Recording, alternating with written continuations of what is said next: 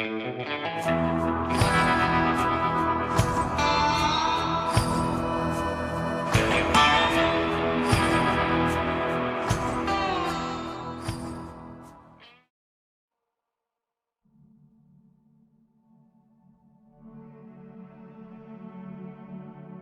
was a teamster on this expedition, driving an ambulance team.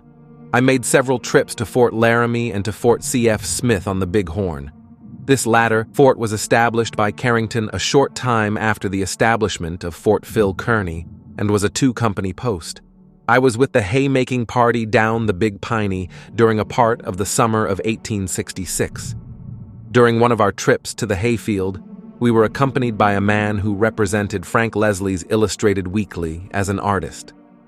This man rode with me a part of the way. He intended to do some sketching near there, but I advised him to stay with our outfit.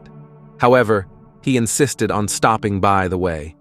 On our return, we found him dead, headless, a cross-cut on his breast, which indicated that they thought him a coward who would not fight. He wore long, black hair, and his head had been completely skinned. Probably it was the work of a band of young Cheyenne bucks. They could cut the scalps into many pieces and thereby make a big show in camp. I was very sorry for this man. He appeared to be a perfect gentleman. His thought was that if the Indians found him, they would not hurt him, as he intended to show them his drawings and also explain to them that he was not armed. Charles Brady.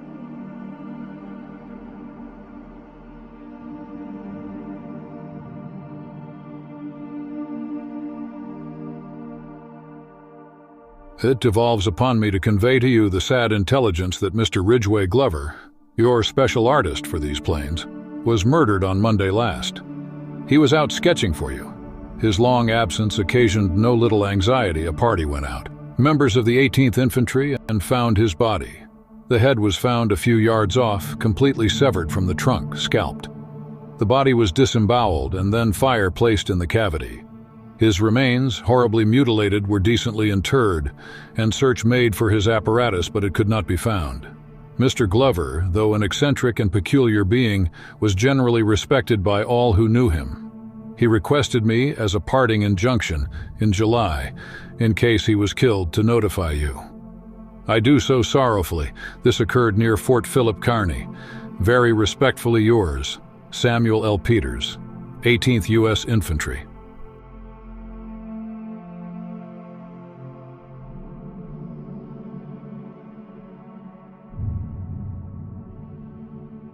Sir, I take this method of informing you of the death of a Mr. Ridgeway Glover, said to be under your and the Smithsonian's patronage.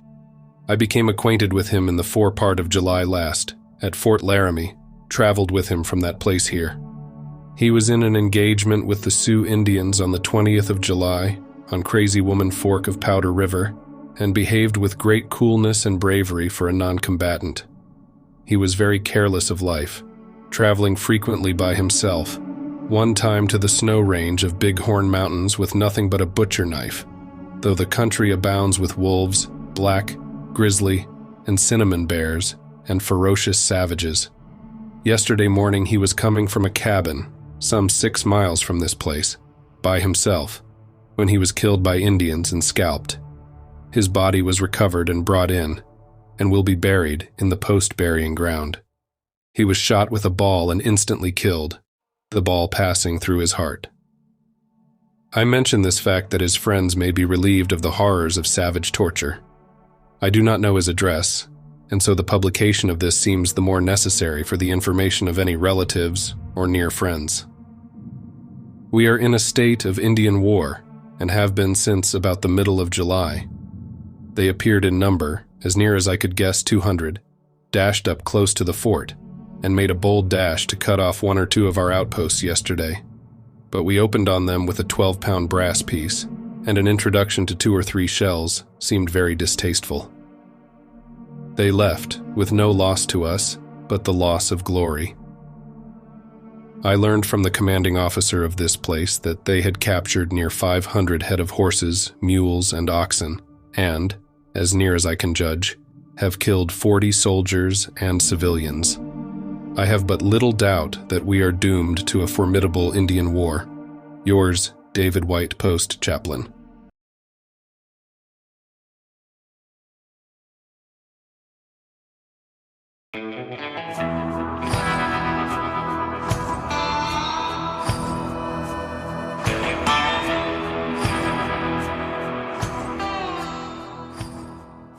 After the Civil War, the demand for tobacco was at an all-time high. Every man and his dog started growing the cash crop. The large tobacco manufacturers, who supplied a superior product, started losing business because of the amount of counterfeit tobacco being sold on the market.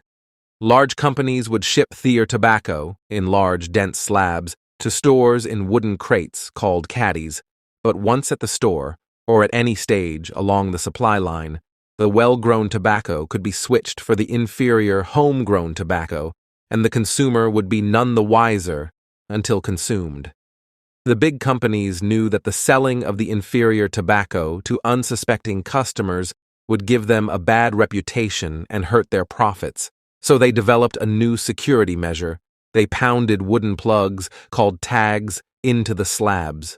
The tags had the manufacturer's label, and the customer had peace of mind he was smoking or chewing what he paid for. Large slabs might have multiple tags, so retailers could divide up the slabs for sale while retaining the proof of manufacture. As the years went by, some bright spark in the tobacco industry decided that putting hidden tin tags in the slabs just under the surface was a foolproof security measure. It seemed like a good idea until unhappy customers started complaining of breaking teeth on the tin tags. Eventually, the tags were placed on the outside of the tobacco slabs, or twist. Some 12,000 different tags are known to exist. To keep customers loyal, big companies started giving away presents to customers who collected a certain amount of tags. Catalogs were produced, and a customer could redeem tags to buy guns, knives, nickel watches, and even horse buggies. For just a few tags, you could buy combs, cards, kitchen spoons, pipes, match safes, and all manner of other small goods. Today, many Colt owners who order a shipping letter from Colt for their old antique revolver find that the gun was first bought by a tobacco company to be redeemed for tags. The tags themselves are now collector items, and a flourishing market exists for them. Up until the 1880s, the tobacco industry accounted for over 1/3 of all the internal revenue for the United States. In 2023, the revenue from tobacco tax equates to just over $11 billion.